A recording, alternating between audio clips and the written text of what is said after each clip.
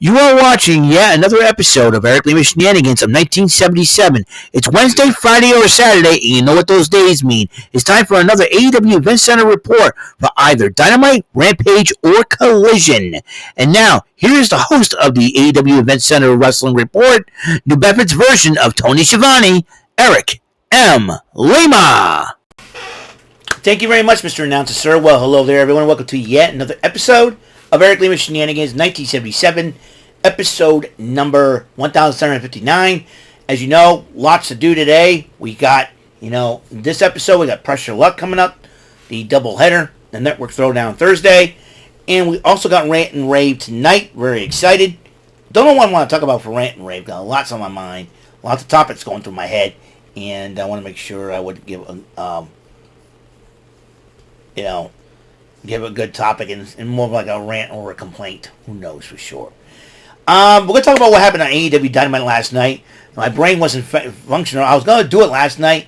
That way I can catch up on my videos, but my brain wasn't functioning properly. So I need to get some sleep. Had to get some sleep. Plus I looked a little grody. So I figured I would shave, even though, so forgive it, you're a little red. If you see a little red, don't worry. I just wanted to look sleep. I've always wanted to look presentable. And to me, if you try to do a video and you have a 5 o'clock shadow, it doesn't look, not a good look, let me tell you. So I figured I'll shave. Why not? Look presentable. I've always, usually you want to look good for the ladies. Now, it's more of a presentation, how you present yourself to people is very, very important. Not just to the girls from a male's perspective, but to everybody. Not just for romantic potential. Okay, how you present yourself. I think presenting yourself is very, very important. And I know there's lots of things I need to straighten out about myself, but you know what? I am who I am. I like who I am. I like what I look like, and that's just fine by me. I'm just, just chilling like a major villain. You know what I mean? So, before I start, give me a second. Sorry, folks. I was expecting a little bit of a package from Amazon today, and it just sticks. According to what I was, it's just 6 stops away. So I'm hoping to do a VPA episode while I'm at it. So, but for right now, let's talk about what happened on AEW last night. Jon Moxley and the rest of the Blackpool Combat Club. I'm going to start calling the Blackpool Combat Crew, and that's not just a club, it's a crew. And they were out in some kind of desert somewhere from Utah, possibly somewhere in Utah. And, and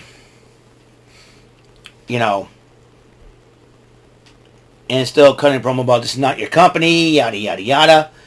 And some of the victims of the of that crew were outside the parking lot waiting for them, and they have weapons in their hands. So, and Tony Schiavone interviewed Adam Page. Adam Page comes out and basically explains himself why he's been the way he's been. And he addresses Jay White, and he addresses the Bang Bang Gang, and when he mentioned Austin Gunn, here comes Colton Gunn attacking Page in revenge for his brother. And then when Page fought back, here comes Jay White. Here comes Juice Robinson. Jay White did address Page after the fight. And basically, there could be another matchup between these two. We don't know when or where. But one thing we know for sure is that this is not over by a long shot between Switchblade Jay White and Hangman Adam Page.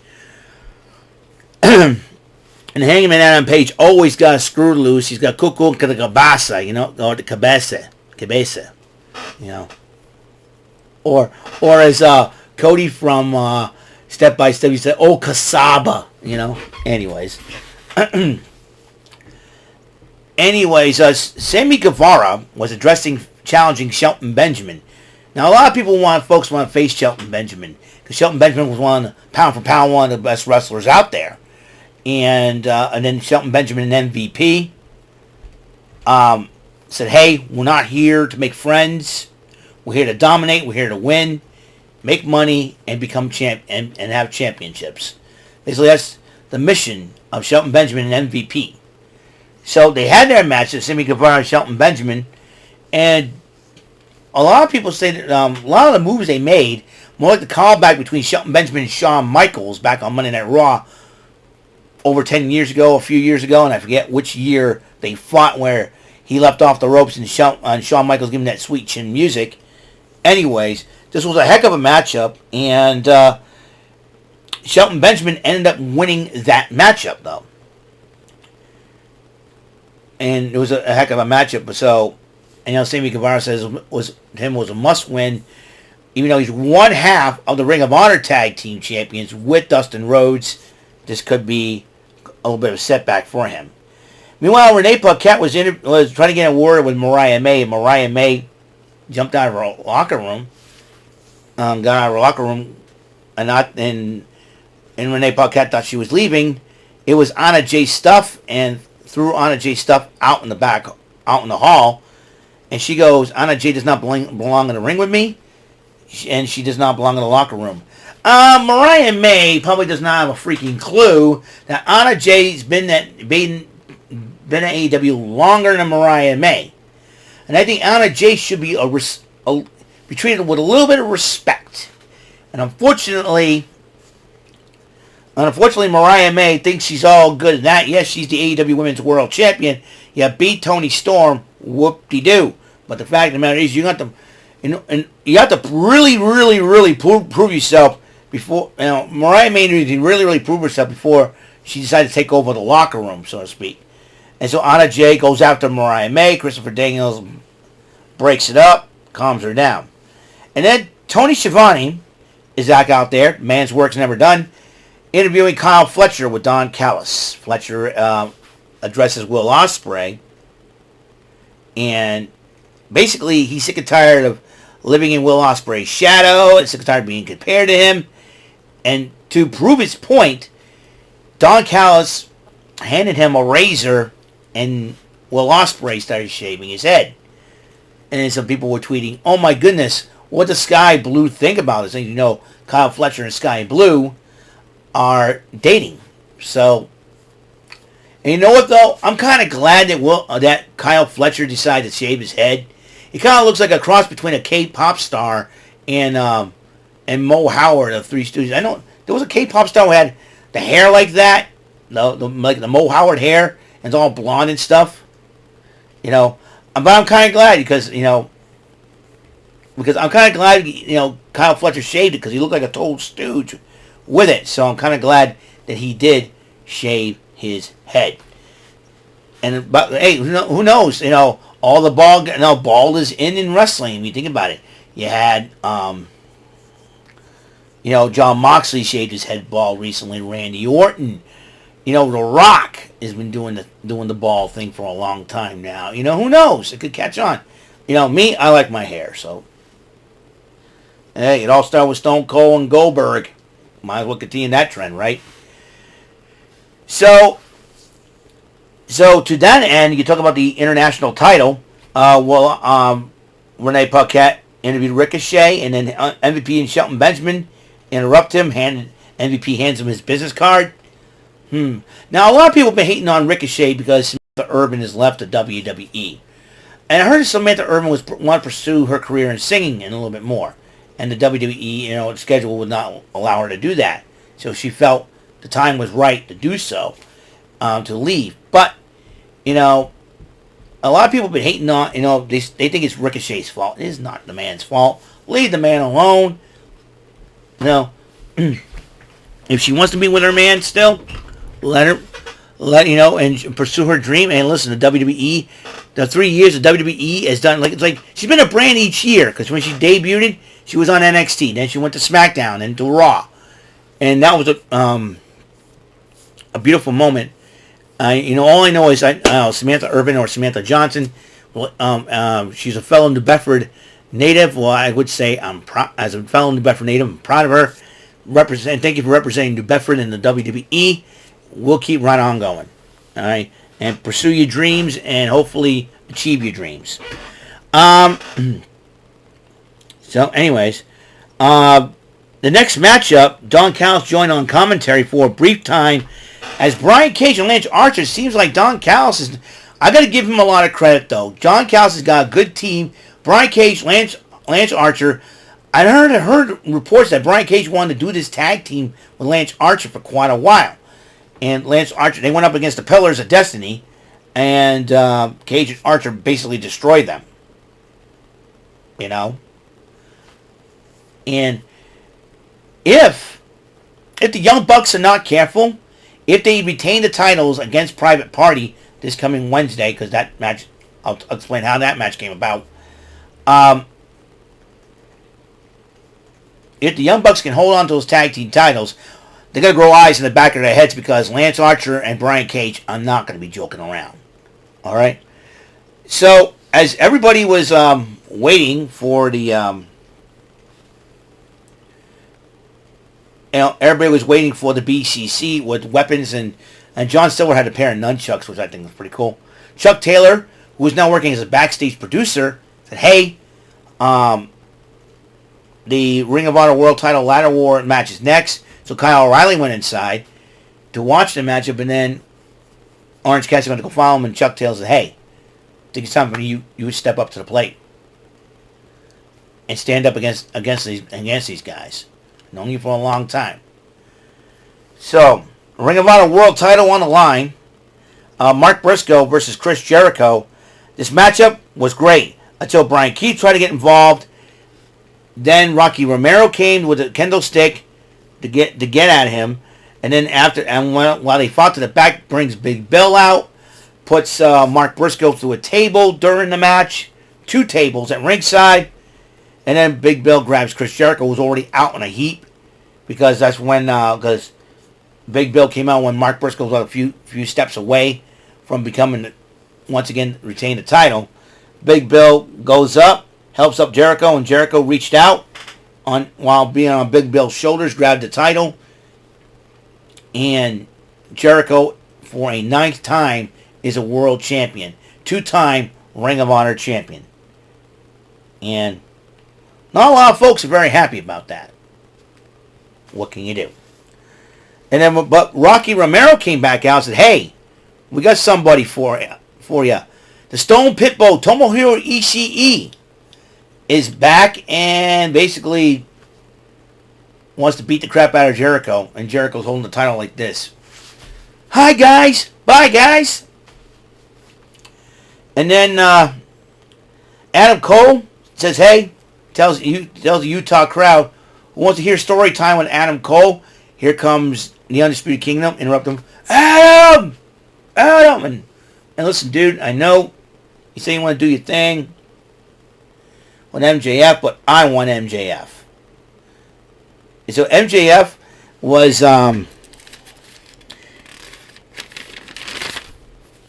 after Adam Cole called out MJF responds to Adam Cole while laying down on a masseuse chair with a hot-looking woman that is not Alicia Toot massaging him.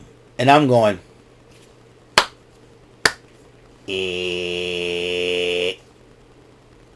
where's Alicia Toot? Anyways, he says, I'm not appearing until Full Gear. But you can face me, but I'll fight one of you. I'll fight you at Full Gear if one of you wins 3 matches in a row first. And then MJF and not MJF, Adam Cole and Roderick Strong says, "Hey, why not?" Both people shook hands and we're ready to go. Also,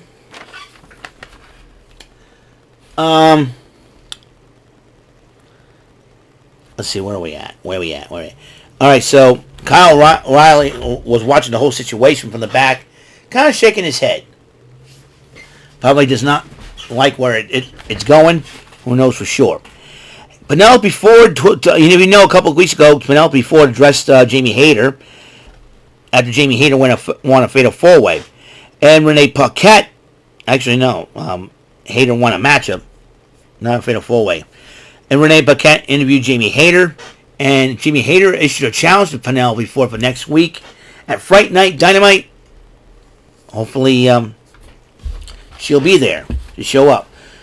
Trios matchup: the House of Black, Malachi Black, Brody King, Buddy Matthews versus Kevin Koa, Jaden Monroe, and Pirata de la Muerte. And House of Black won the matchup. Buddy Matthews decided to issue a challenge to Adam Cole on a one-on-one matchup. Renee Paquette interviewed Adam Cole in the Undisputed Kingdom. Adam Cole goes, "You know what? Let me talk to him." And Adam Cole's, "Why you want this match?" Because I think he's still fragile. That's what he said. And that got Adam Cole to think a little bit. Meanwhile, Queen Amanana took on Camille one-on-one. Camille won the matchup. And then they continued to attack Queen Amanana afterwards until Chris Statlander confronts Camille after the matchup. And then when Mercedes Moné tried to hit Camille from behind, Statlander from behind, Statlander turned around. She fought off both women until Mercedes Moné grabbed her leg, and that's when Camille took over, and they're both still tall. And the locker room was still getting ready to beat up members of the BCC until the Patriarchy showed up. They're like, "Oh, come on, get out of here," and all that. And then as they were walking towards, about to get out of the way, Kip Sabian was looking at it from the side. They started chasing him into the ring. And then Hook came out, and Renee Paquette goes, "What are you doing?" "The guy who attacked my father's in the ring. I'm going to get at him." And then Hook came to the ring, got Nick Wayne to get out of the way. He went to go up, grab Christian Cage. Kip Sabian low blowed him, and then he goes, "Listen, you interfered in my matches. You prevented me from cashing in. I'll deal with you later. Stay in the corner for a minute. Stay out of the way." And then that's when Nick Wayne and Christian Cage took over. Christian Cage says, "This is not how you think." But it seems like to me Christian Cage is playing mind games with Hook here, if you ask me. And then the Patriarchy on Kip Sabian just walked away. Trios matchup is the main event. Private Party and Daniel Garcia versus the Elite. That would be Jack Perry, the TNT champion, and the Young Bucks, the AEW World Tag Team Champions. And then the match is over as Garcia and Private Party did end up winning the matchup. And then Isaiah Washington says, "Hey, we beat you. Here's how it's going to work. I'll tell you what we're going to do. We're going to challenge you for the belts. But here's the catch. If we lose, we'll split up." Mark Quinn was like, "I wonder if Stokely Hathaway has something to do with this." I'm telling you, Stokely Hathaway has something to do with this stipulation. Let me tell you. I don't know why Private Party would split up at a time where the BCC attacked them both and Daniel Garcia. And finally, Marina Shafir arrived, but was standing there, and he said, "Where's the rest of the crew?" Willie Yuta and Claudio Castagnoli came out and attacked Private Party and Daniel Garcia, along with Pac, and then Moxley was attacking Chuck Taylor, and then puts this steel chair around Chuck Taylor's neck, and Claudio Castagnoli stomped on it. While the Elite was looking on doing nothing, as usual, being selfish jerks, and the entire locker room realized they were made fools of, went to the ring, and even Orange Cassidy was there, and he did not look very happy. So, and that is where, and Chuck Taylor's getting tended to, and that is where we end AEW Dynamite, the final Dynamite before Fright Night Dynamite next week. Well, that's all for episode 1759 of the show. Hope you guys enjoyed it. Next up, episode 1760, Network Throwdown Thursday.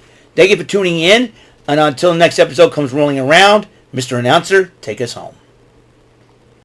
That is all for today's episode. This is your announcer speaking for Eric Lima Shenanigans of 1977. A Big Beefy E, do it for Bob Saget Productions, and in association with A Raven Bofa Telepictures and Distribution. Thank you for watching today's episode. Tune in next time for another episode of Eric Lima Shenanigans of 1977. Goodbye for now.